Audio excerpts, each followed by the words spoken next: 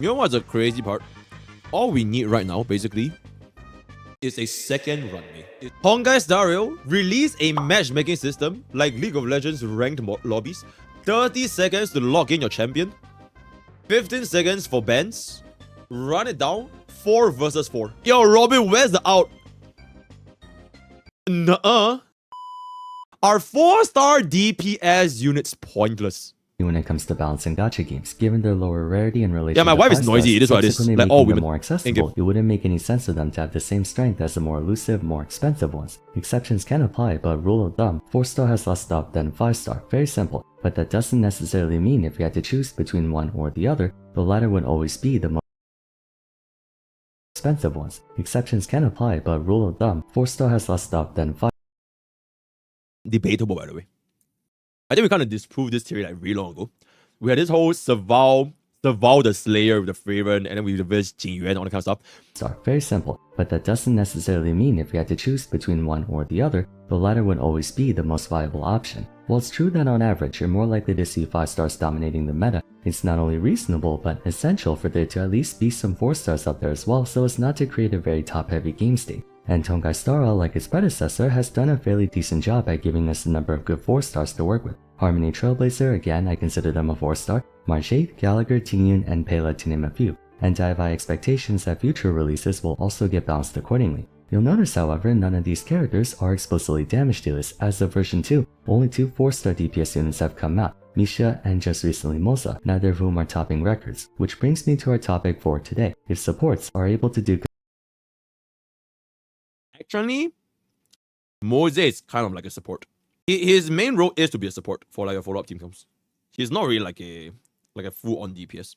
I mean, then again, in a follow-up team comm, you always have like your dual DPS, like sub DPS or whatever the fuck, right? But like he's technically like a support. Comparatively well, why aren't damage dealers doing the same? If this sounds familiar to you, it's because I made a similar piece for 4-star units in Genshin Impact. Only I feel like it might be even more difficult for 4-star DPS characters to find gainful employment in starrail, and in this video we'll be going over why.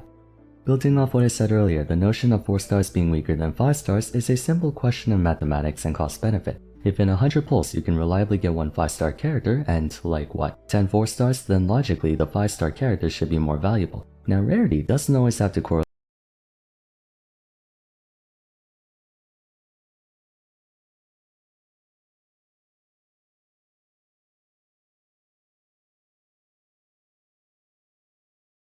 I'm good. I choked. I'm good. Correlate with strength. Tons of video games have Easter egg items, equipment, and whatnot that are exceedingly rare but offer little if any practical benefit to the party. In gachas, however, with characters being acquired usually through their purchase of premium currency, there needs to be practical backing behind it for the sheer fact that there's a tangible cost to obtain it, a rather steep cost at that. Gacha games have arguably the worst return on investment in regards to playtime for the amount of money whales tend to spend on it. Point being, 4-star characters are easier to obtain, and as such, they're given lower parameters and capabilities than their 5-star counterparts to rationalize the cost of said 5-star, but to ensure they're still viewed as desirable, and also to provide fair opportunity for those who don't have the wherewithal to pull for every SSR, 4-stars need to still be viable and practical to an extent, so the ideal goal is to make a 4-star weaker than a 5-star while still giving them reasonable value. At the beginning of starrail, they did a fairly decent job with that. Early supports like Tingyun, Pela, and Asta were on a level playing field with that of 5-stars, Bronya, Luocha, Silver Wolf, and stuff. Surprisingly, even DPS-wise, we had a lucky, or should I say unlucky candidate, Qingche, whose gimmicky playstyle was actually good enough to be a match. Hello? What the is going on?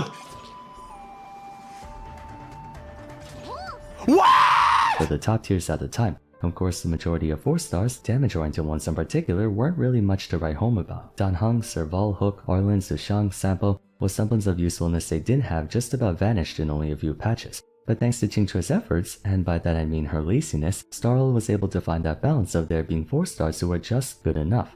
On the support side of things, that quota has been steadily maintained all throughout version 2. Gallagher, in tandem with Harmony MC, has allowed for a very strong foundation for the break engine, and a change of clothing for March was all she needed to become a serviceable dual support for either break or follow-up attacks. But on the DPS side of things, Oh, do people actually use Mark 7 for break? Is that actually? I've literally never seen it before. Okay, anyways. not only has Qingche fallen off in relevance as a result of there being far more options than we've ever had before, but the new 4-star options we've been given to presumably update that category have frankly been mediocre. Credit where it's due, if your goal is to pull off some kind of freeze-oriented strategy, you have a fairly consistent one right here, and when fighting just one enemy, concentrating all those attacks onto a single target means getting them frozen Holy shit. right here, and when fighting just one enemy, concentrating all those attacks onto a single Granted, it is 5 targets, but still, that's pretty good. Because it's a bounce, right? It's a bounce. target means getting them frozen is a foregone conclusion. Not only that, but with each hit of his ultimate doing 10 toughness damage and capping at 10 hits, Misha can potentially deal some of the highest toughness damage in the game. It's not like he's entirely without potential. What has him permanently benched though is twofold. One, nothing he does fulfills a role that hasn't been covered in the past. If your goal is to make a freeze-oriented attacker, Misha does nowhere near enough damage for that to actually matter. If your goal is to make a remembrance G-spot, everyone has March, and that's already a gimmicky strategy to begin with, not a meta one. By the time his potential as a breaker actually started to matter, being mostly suited for single target, he was overshadowed instantly by Boot Hill. 2. Misha's kind of all over the place. I'm still convinced, out of the 10% of the player base that actually pulled Boot Hill, 50% of them just don't even know what the fuck it does. Now, let's talk about Moze. Moze's an interesting fella. A lightning hunt unit with a follow-up attack target-oriented playstyle. Behaving in a similar fashion to Topaz, Moze can mark an enemy target and cause him and his teammates to deal extra damage to them. Anyway, unlike Misha, Moze is a more focused character, having a very clear niche of getting a lot of attacks in. And by having this focus, he can actually contribute more for his team. So while he is a DPS character, there's room for him to play more of a backup dancer, so to speak. The 25% bonus follow-up attack damage on his A2 combined with the 40% crit damage boost on his E2 make him almost identical to Topaz in playstyle. This makes him a much more viable character since anyone with a follow-up attack oriented win condition has no shortage of party synergy. However, that can also be a double-edged sword. Because the follow-up engine has so many characters in its roster, competition for party space is pretty steep, and Moze is nowhere close to being the first choice.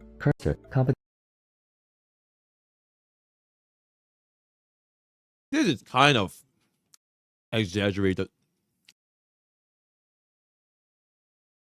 That's like saying Yanqing is a follow-up unit. Or like Qingxue is a follow-up unit. You know? What else is there? Like, what else is there that's like a follow-up? There's like not really a unit. Bronya's E4 makes it a follow-up unit. I mean, technically Bronya's E4 could work with feixiao. I wouldn't even be surprised if it works. But yeah. Kafka is a follow-up unit. Follow-up Kafka. Jingyuan is a follow-up unit, absolutely. So this is Han March. Oh, Preservation March. I think the real, okay, like, quote unquote, the mainstream options is really just Topaz, Ratio, feixiao when she comes out, Han March, Jade if you pull E1, I guess, if you pull Mock, but it's kind of sussy. Yun Li, I would say Yun Li works in the follow-up comp not because of follow-up comp, but it's just because you run her with Robin. It's just Robin. It's not a follow-up comp. It's a Robin Yun Li comp. Then the last 2 slots, you don't even want to run Aventry or whatever. You want to run Huang Huang for the energy as well as Ting Yun.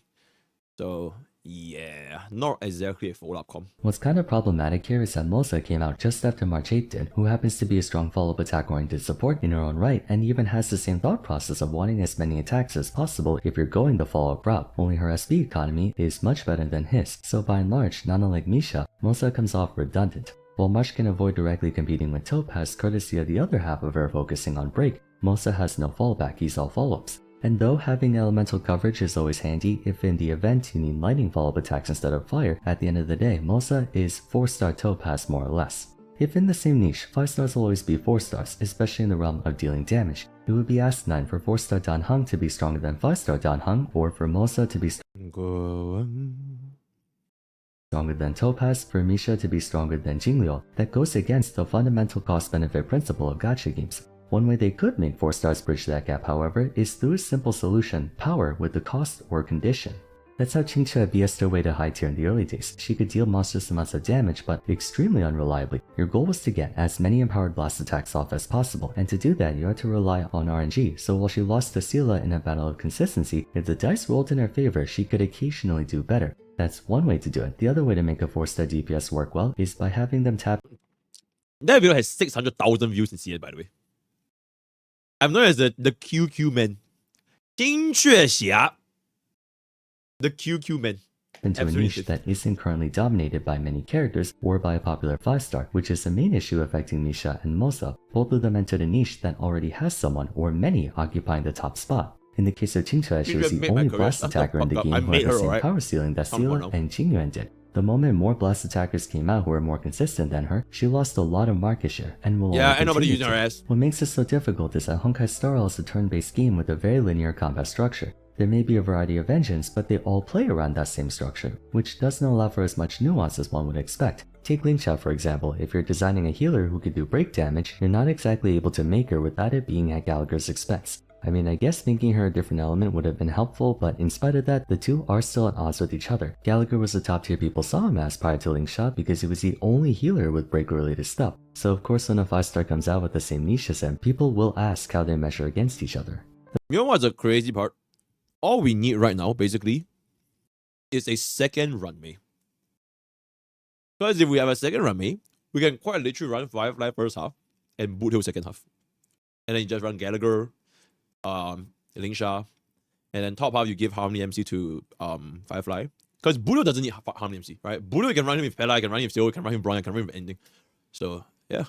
That's not to say 5-stars aren't already being Yo, UI guy, what up? other 5-stars, but being a 4-star character, your ceiling is kept in check by characters of higher rarities at the time, whereas said higher rarity characters don't have a ceiling, they can be as broken as Oil wants them to be. By consequence, most people are viewing Moze as a DPS support because that's the only role you can actually play him in. There's no point in playing him as a primary damage dealer since there are many better options than him. Realistically, I think it's impossible for 4-star main DPS characters to exist in starrail without infringing on the balance of 4-star and 5-star value. For supports, you can always mix and match different components like having a follow-up attacker who can also battery, or a healer who can also debuff, or a shielder who can also apply damage over time, but you can't really pull off a DPS unit like that. They pick a lane and stick to it for better or worse. Essentially, it's the same problem Genshin struggles with. March 8, Gallagher, Harmony MC, they're the Bennett, Xiangling, and Xingqiu of starrail. These are the only types of 4-stars who can work in a game like this. 4-stars just don't have the power budget to be the main character, they always have to play second fiddle. That's not a bad thing per se, being 4-stars, they were never intended to be the star of the show.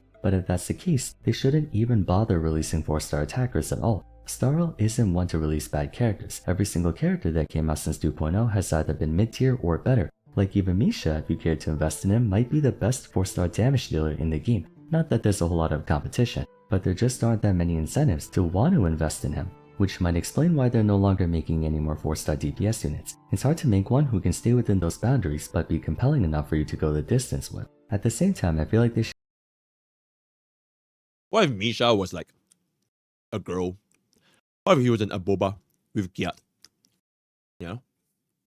Maybe they won't change. Acheron has a trace that gives her more damage based on the number of Nihility characters on a team. The Penacony set gives bonus damage to allies with the same element as the holder. One thing you could try is a mono team. We have Mono Quantum serving as a lifeline for Sela and Qingque, keeping them just good enough to be a rogue strategy. There's still a possibility we can pull this off for 4-star DPS units by having a team comp so hyper-specific that it can actually work. Putting it simply, we forcibly remove any feasibility of someone. Yeah, team comp has got Robin, Rame, Sparkle. Yeah, I think that will pretty much work with like all the 4-stars. It's gonna be great. Else joining that role. Here's an example. We can create a 4-star DPS whose attack triples if they've been turn advanced by other characters. So you can do a triple advanced comp like Bronya, Sparkle, and Robin. It is a gimmicky strategy, but last I checked, Qingque was the gimmicky strategy, and it was good enough to be meta. For that strategy, but last I Robin, Sparkle, and Buoluonia. Would this even sustain itself? I think you just run out of skill points by the second wave. Like straight up. Because Sparkle is +1 over 3 turns, right? Robin, she just doesn't move. And then Bronya, if you're lucky, you get like 1 skill point. Blade Angle? Blade Angle. You're cooking, yeah? It might be a blade angle.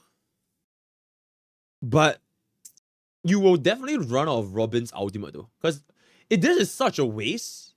Because like these units, they are not even attacking. So you can't even contribute Robin's additional damage. You get what I'm saying? Unless you have like an E4 Bronya, then after that your unit hitting, you get a follow-up attack, right?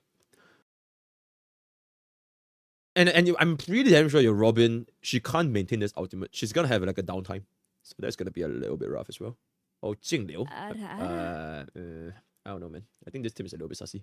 I'm aware there's still areas you can explore, like making a DPS who attacks based on how much and how many shields are on him, but the reward has to be worth the effort, and again, for a turn-based game as simple as starrail, I don't know if they can pull that off. Pragmatically, why would you waste all those resources on that when you can just take the straightforward approach and play Akron, or feixiao, or Firefly? In essence, 4-star DPS characters are constantly haunted by the sentiment that even if they do have potential, it won't be enticing enough and can't be enticing enough to get more than a handful of players to give them a try. Although I suppose there's nothing wrong with 4-stars being more supporty and niche than meta. That's how they are in almost every gacha game, so there's no— You know what? This needs PvP. honkaistarrail release a matchmaking system like League of Legends ranked lobbies. 30 seconds to log in your champion. 15 seconds for bans. Run it down. 4 versus 4. 4 versus 4. It's gonna be great.